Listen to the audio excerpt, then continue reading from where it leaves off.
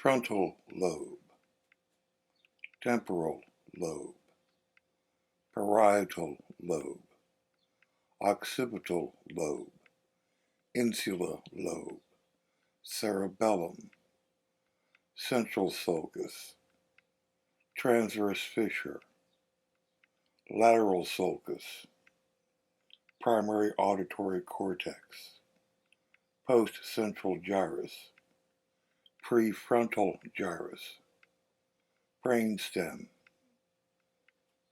Medulla, Pons, Midbrain, Cranial Nerve 1, the olfactory bulb, Cranial Nerve 2, the optic nerve, Trigeminal Nerve, optic chiasm.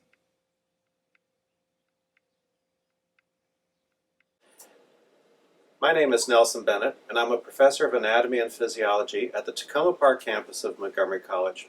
Today we're going to continue with studying general brain anatomy and function, and today we're going to be using this whole brain model. The first thing I would like to do is go over the different structures and functions of the things that we can see on the brain exterior. And once we do that, we can open up the model and look inside. The brain has 5 basic lobes. The 5 basic lobes of the brain are going to be the frontal lobe, the parietal lobe, the temporal lobe, and the occipital lobe in the back. There's also a 5th lobe called the insula, which unfortunately is not visible on this model.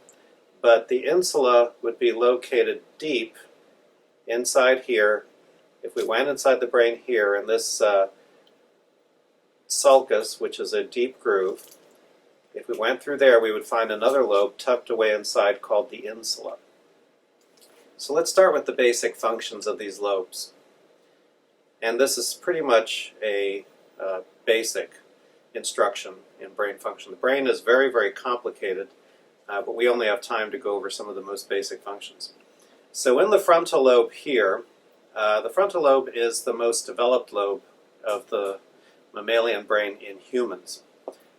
Much of our personalities, higher functions, your ability to do math, all that stuff is located way out here in the front of the frontal lobe. We're not really going to have time to talk about that, so I would like to talk about the basic divisions of the brain, how we can find the frontal lobe compared to others. There is a sulcus, which is a small groove, that separates the frontal lobe from the parietal lobes, and it goes right across the brain in a coronal fashion this way. This sulcus, or this groove, is called the central sulcus, and it separates the frontal lobe from the parietal lobes. And an important gyrus, which is a ridge on the brain, is this one right in front of the central sulcus. This gyrus is called the prefrontal gyrus. And located all along the prefrontal gyrus would be the neurons or cells that are responsible for motor function, meaning your skeletal muscles. We call this primary motor cortex. So when you decide to move any part of your body voluntarily, the cells that do that reside here on this cortex. Also, don't forget that the pathways that control the body cross over in the brain stem to the other side, which means that this side, which would be the right side of the brain, is actually going to control movements on the left side of your body.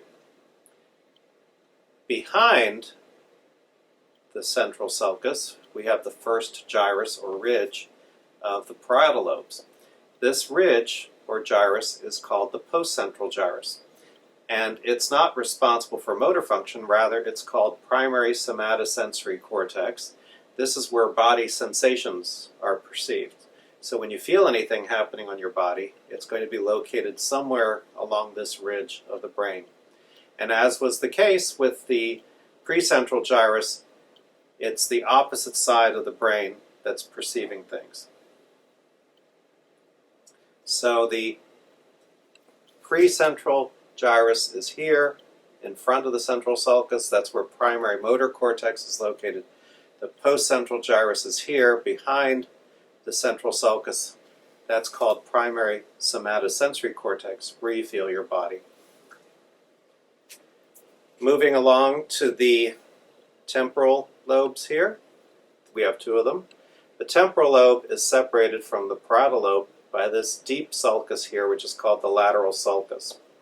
And a couple of important functions I'd like to mention on the temporal lobes would be primary auditory cortex, which would be located up here on the temporal lobe. Primary auditory cortex is where you perceive sounds. Another part of the temporal lobe that we cannot see, because it would be tucked under and deep inside the brain where it's a little bit obscured, would be a place called the hippocampus. The hippocampus is a very important structure, and it's important for short-term memory and also for being able to form longer-term memories. So the hippocampus is important in memory, and it's one of the main structures that deteriorates when people get Alzheimer's disease. And it's also part of the temporal lobe. Moving around to the back of the brain, we have the occipital lobe in the back. This is where primary visual cortex is located, and that's where you perceive the visual world. So to review, the 5 lobes of the brain are going to be the frontal lobe, separated by the central sulcus from the parietal lobe, the temporal lobe, which is separated from the rest of the brain by the lateral sulcus, the occipital lobe in the back, and as I mentioned earlier, the insula, which would be deep inside here. We would have to go between the lateral sulcus of the brain to find the insula tucked away and hidden inside the brain. The insula being the 5th lobe. I did want to mention a few brief words about the insula. It's often overlooked in brain anatomy, but it's very important. The word insula means island, and that lobe, which we cannot see here, is a very, very important lobe for emotional regulation, your ability to feel empathy, your ability to feel disgust, your ability to feel love, emotional self-awareness, perception of body, temperature, and all those things. So it's deep inside there.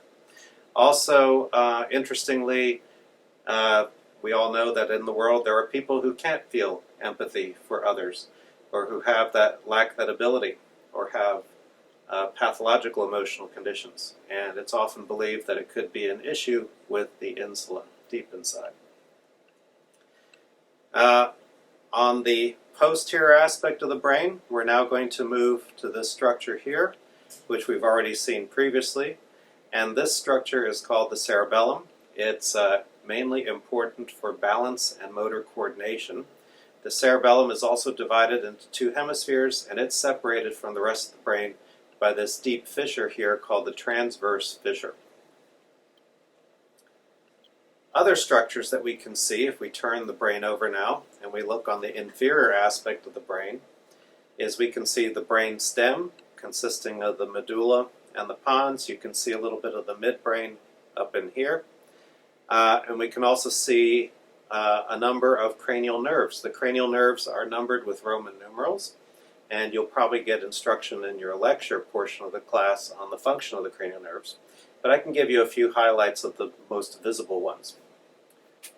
In the front here, we see the 2 olfactory bulbs. They are associated with cranial nerve number 1, which is the olfactory nerve. The olfactory nerve is not visible on the brain model because it exists in the nasal cavity. But the olfactory nerves would convey sense of smell to the olfactory bulbs, which then carry that sense of smell back to the brain through the olfactory tracts. And the olfactory nerves, which as I said are not visible, would be cranial nerve number 1. Cranial nerve number 2 is the optic nerve. And we can see the stumps of the optic nerves here on the brain where they've been cut off. These are the stumps of cranial nerve number 2, or the optic nerves. some visual information, but not all. Some visual information crosses to the other side of the brain, as we can see here. And the crossing point in the center is called the optic chiasma, or chiasm. Behind the optic chiasm, visual information is carried back into the brain via the optic tracts. So in the front we have the optic nerves, we have a crossing point for some visual information, and then proceeding to the back we have the optic tracts. A few other cranial nerves are a little too small to see here on the brain model, so I might skip ahead and show you things that we can actually see. On both sides of the pons being this large swelling, large area of the brain that looks kind of swollen here, we have the trigeminal nerves. They are the largest of the cranial nerves. The trigeminal nerves are these two stumps on both sides of the pons, and the trigeminal nerves are mixed nerves, which means they have a motor and sensory function. Trigeminal nerve provides sensation to the top of your scalp and your teeth and your jaws, and it also has important motor function by operating your chewing muscles. The rest of the cranial nerves are numbered sequentially and with Roman numerals as we proceed to the back. The pons itself and the medulla are very important structures in regulating vital functions such as heart rate and respiration. So I believe that's probably most of the major structures we can see from the outside of the brain.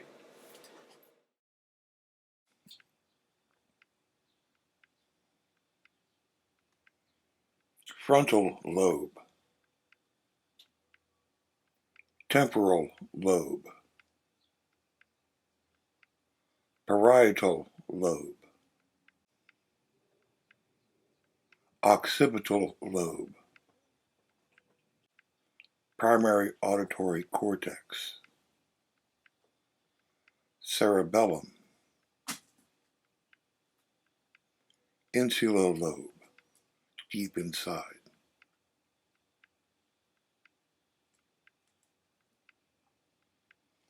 Central sulcus.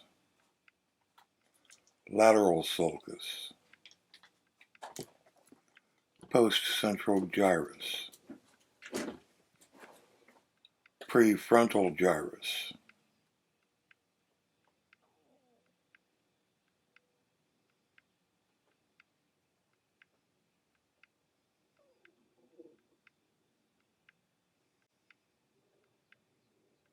Occipital lobe. Cerebellum. Transverse fissure.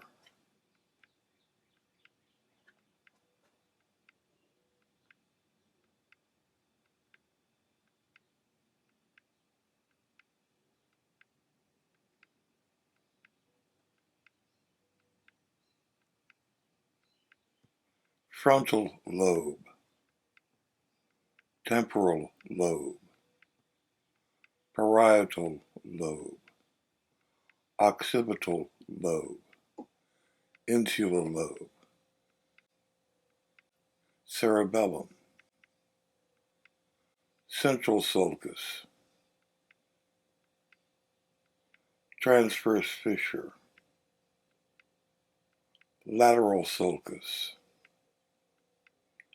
Prefrontal gyrus. Postcentral gyrus.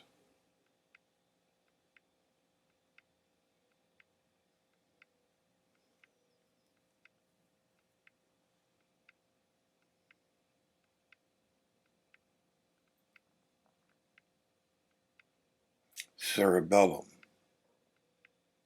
Brainstem. Medulla. Pons. Midbrain. Cranial nerve 1, the olfactory bulbs. Cranial nerve 2, the optic nerve. The trigeminal nerve.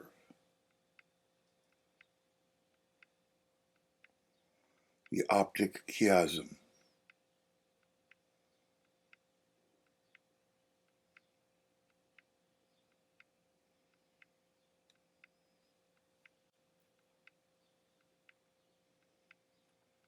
Frontal Lobe, Temporal Lobe, Parietal Lobe, Occipital Lobe, Insular Lobe, Cerebellum, Central Sulcus, Transverse Fissure, Lateral Sulcus, Primary Auditory Cortex, Postcentral Gyrus, Prefrontal Gyrus, Brainstem, Medulla, Pons, Midbrain, Cranial Nerve 1, the olfactory bulb, Cranial Nerve 2, the optic nerve, Trigeminal Nerve, optic chiasm,